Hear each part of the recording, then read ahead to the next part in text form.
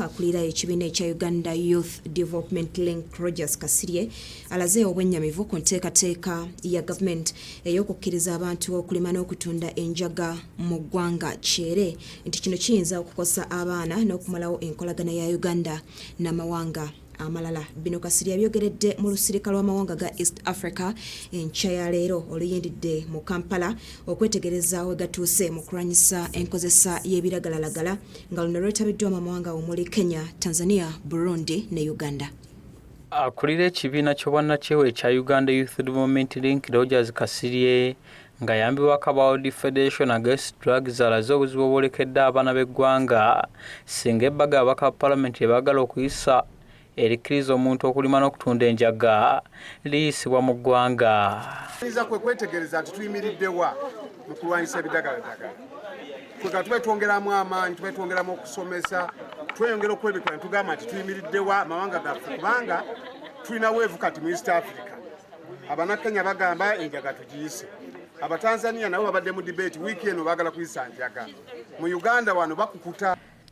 Kasirye agamba nti gavumenti yakumalawo enkolagana yayo n'amawanga we bassa omukono ku ndagaano ekugira omuze gw'okukozesa enjaga ssaako empisa z'abaana okwonooneka ekintu ekikosa eggwanga. Eringa emenya amateeka kubanga convention ey'abaana abato eya 33 wagisayininga eya CRC n'ogamba nti sirikkiriza kulima njaga. Kati ebe nabo bobidisikasinga. Todisikasinga na bano balimi, abasuubuzi, abatunzi, benjaga nga tuyise NGOs ne NGOs yite zikuwe second opinion. Okusinziira Kasirye gavumenti esaanidde kufa ku kyakufuna mu njaga nsimbi kyokka wabula esaanidde n'okufaayo ku bintu ebigasa eggwanga omuli ebyobulamu era n'ajjukiza gavumenti nti ekyabuliddwa akatale ka vanira ate neeyambalira enjaga. Kati tuyinza kuleeta njaga okyalina ekizibu ky'omwenge, n'ekizibu kya sigala, olina ebizibu bya kansa, ebimu oluusi bifa, tosobola kwanguya kuleeta njaga.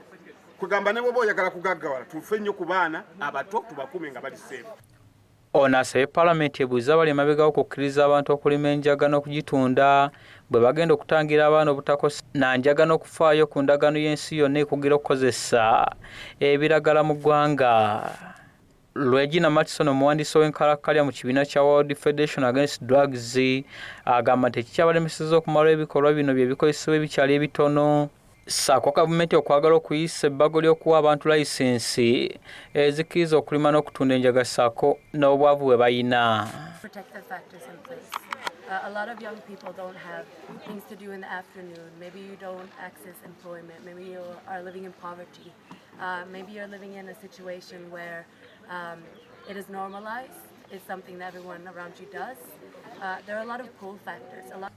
Carlton Halo nga yakiikirira ekitongole kya Drug Free America Foundation asabye Parliament n'eminisitule y'ebyobulamu okusomesa abantu ku bulabe obuli mu kukozesa enjaga.